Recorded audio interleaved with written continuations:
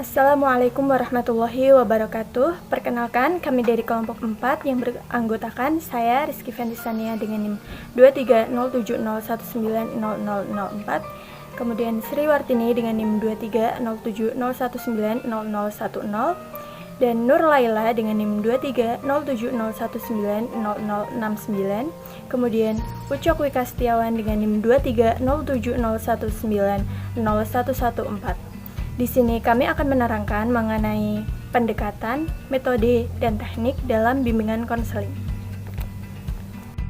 Materi yang pertama akan disampaikan oleh Mbak Sri Wartini, kemudian yang kedua akan disampaikan oleh Mbak Nur Laila, dan yang ketiga akan disampaikan oleh Mas Ucok Wika Setiawan. Selamat menyaksikan.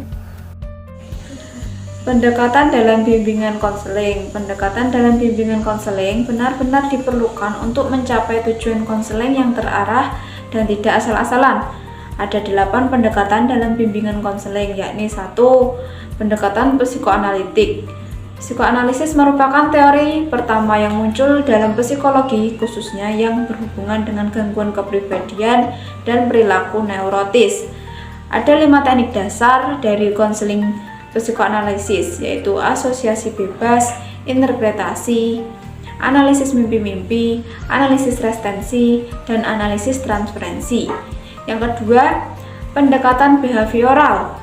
Pendekatan behavioristik merupakan pilihan utama yang dilakukan oleh para konselor yang menghadapi masalah spesifik seperti gangguan makan, penyalahgunaan obat, dan disfungsi psikoseksual.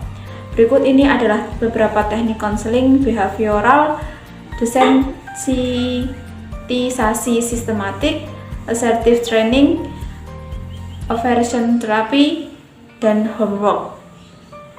Yang ketiga, pendekatan eksistensial humanistik. Eksistensial humanistik berfokus pada kondisi manusia. Pendekatan ini terutama adalah suatu sikap yang menekankan pada pemahaman atas manusia alih-alih suatu sistem teknik-teknik yang digunakan untuk mempengaruhi klien. Pendekatan eksistensial humanistik tidak memiliki teknik-teknik yang ditentukan secara ketat. Yang keempat, pendekatan client-centered. Terapi model ini dilakukan dengan cara berdialog antara dengan konseli agar tercapai gambaran yang serasi antara ideal self atau diri konseli yang ideal dengan actual self, diri konseli sesuai dengan kenyataan yang sebenarnya. Teknik-teknik dasar mencakup mendengarkan aktif, merefleksikan perasaan-perasaan, menjelaskan, dan hadir bagi konseli. Yang selanjutnya yaitu pendekatan Gestalt.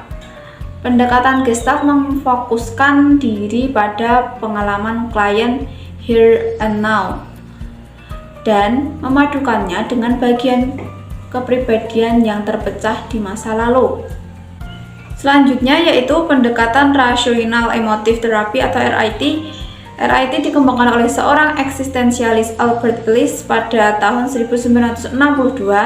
RIT bertujuan untuk memperbaiki dan mengubah sikap, persepsi, cara berpikir, keyakinan, serta pandangan klien yang irasional menjadi rasional, sehingga ia dapat mengembangkan diri dan mencapai realisasi diri yang optimal, menghilangkan gangguan emosional yang dapat merusak diri.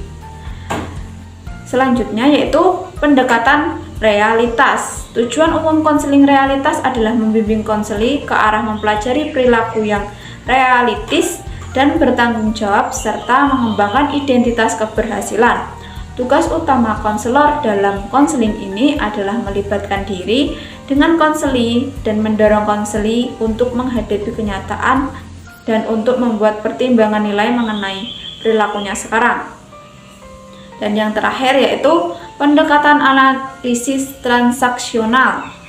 Tujuan dasar analisis transaksional adalah membantu klien dalam membuat putusan-putusan baru yang menyangkut tingkah lakunya sekarang dan arah hidupnya.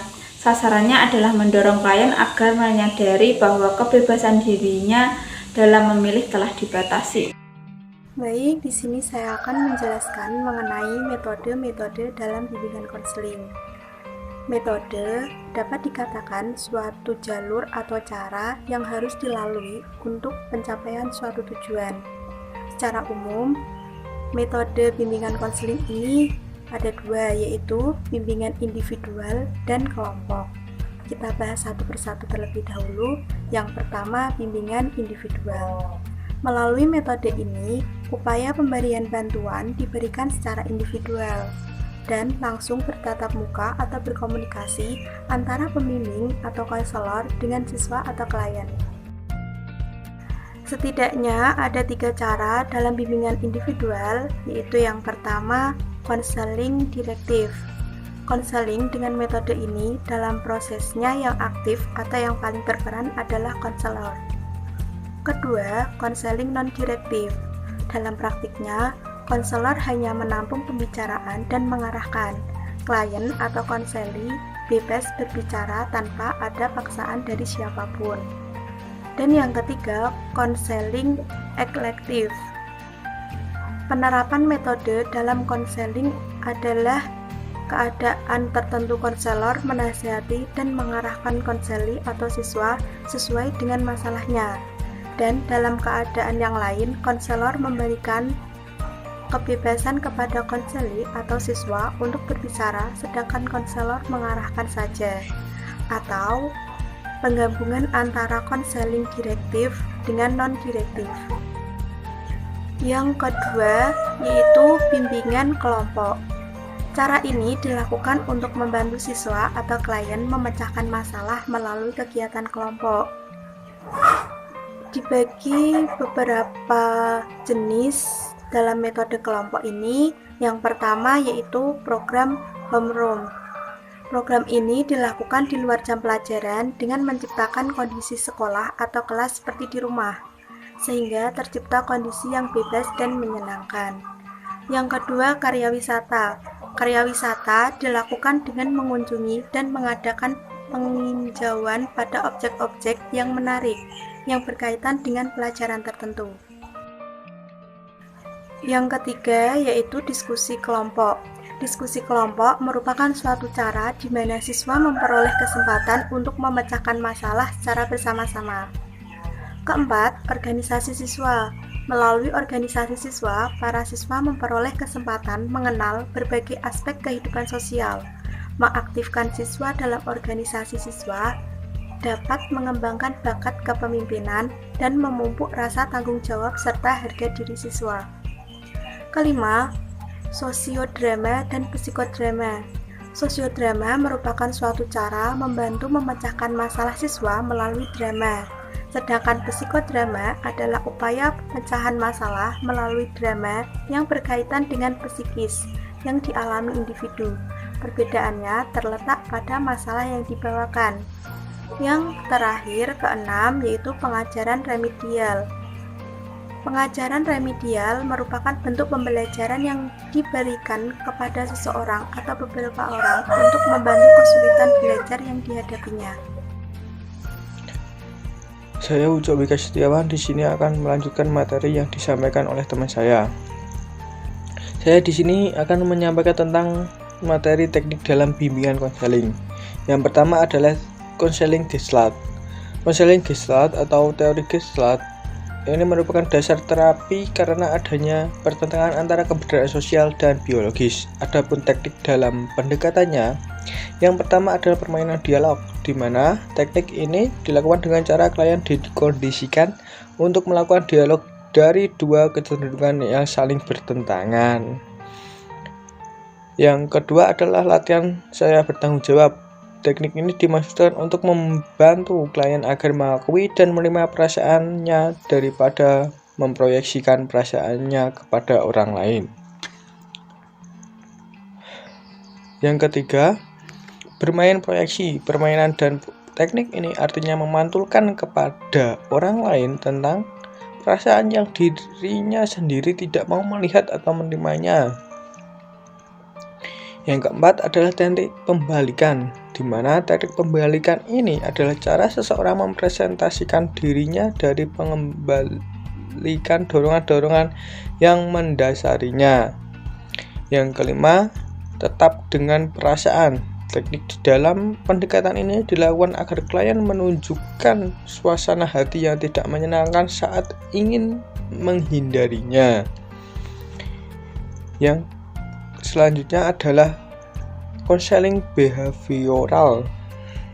Konseling behavioral ini di dalam pendekatan konseling ini dimaksudkan agar seseorang mempelajari tingkah laku individu dengan berinteraksi dengan lingkungan melalui hukum-hukum belajar di antara pembiasaan klasik, pembiasaan operal, dan pengiriman. Adapun teknik yang digunakan adalah satu dengan latihan asertif, di mana latihan ini digunakan untuk klien yang mengalami kesulitan menyatakan diri bahwa tindakannya layak atau benar.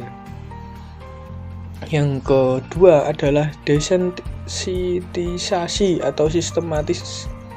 Teknik yang kedua merupakan teknik konseling behavioral yang memfokuskan bantuan untuk menenangkan klien dari ketegangan yang dialami dengan cara mengajarkan klien untuk rileks. Yang ketiga adalah pengkondisian aversi. Teknik pendekatan konseling yang satu ini digunakan untuk menghilangkan kebiasaan buruk. Yang keempat, pembentukan tingkah laku model. Teknik ini digunakan untuk membentuk tingkah laku baru pada klien untuk memperkuat tingkah laku yang sudah terbentuk. Yang selanjutnya adalah konseling terapi rasional emotif. Konseling ini merupakan pendekatan konseling yang melakukan suatu pendekatan dengan membantu memecahkan masalah yang disebabkan oleh pola pikir yang bermasalah dan mengubah pola pikir irasional menjadi pola pikir rasional agar menjadi pribadi yang lebih baik dan mampu untuk berpikir rasional. Teknik yang digunakan adalah mengajak klien berpikir secara rasional. Yang D adalah konseling kelompok. Konseling kelompok merupakan hubungan interpersonal antara seorang konselor atau beberapa konselor dengan kelompok konseli. Teknik yang digunakan adalah mengajak klien juga diminta menetapkan target secara kelompok agar bisa berperilaku yang lebih konstruktif. Yang E, konseling individu atau individual. Konseling individu pada pendekatan konseling ini merupakan pertemuan antara konselor dengan klien secara individual yang dimana terjadi hubungan konseling yang bernuansa rapat atau saling memahami dan mengenal tujuan bersama. Pada konseling ini, teknik yang digunakan adalah konselor akan berupaya memberi bantuan untuk mengembangkan pribadi klien. Sekian presentasi dari kelompok kami, kurang lebihnya mohon maaf. Wassalamualaikum warahmatullahi wabarakatuh.